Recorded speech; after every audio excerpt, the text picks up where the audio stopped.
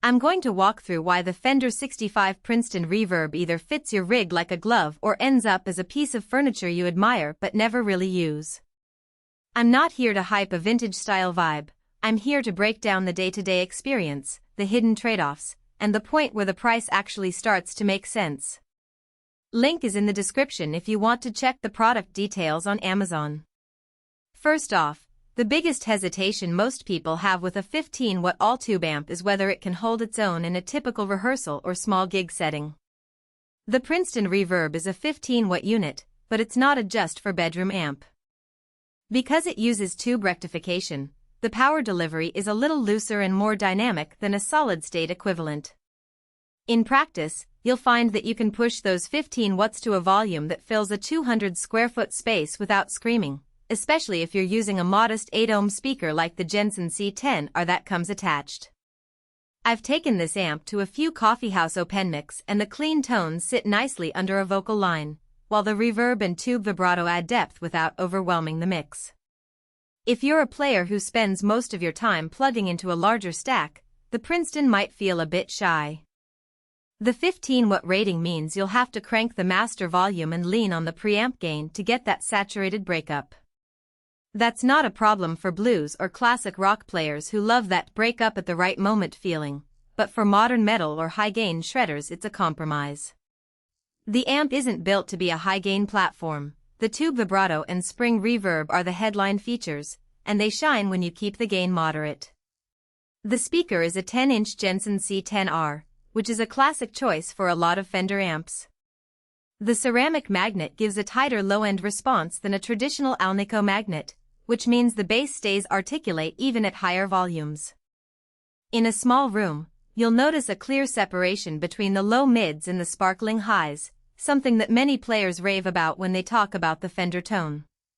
If you've ever tried a 12-inch speaker and felt it got muddy in cramped spaces, the 10-inch here will feel more focused.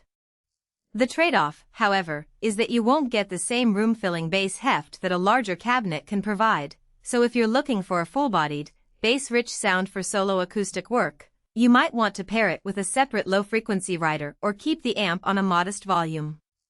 One practical strength that often gets overlooked is the footswitch that comes with the amp. It's a simple 2-button unit that toggles the reverb and vibrato on and off. In a live setting, that means you can engage the classic spring reverb for a clean, ambient chord progression, then pull the switch for a dry, punchier tone without having to dig into a knob.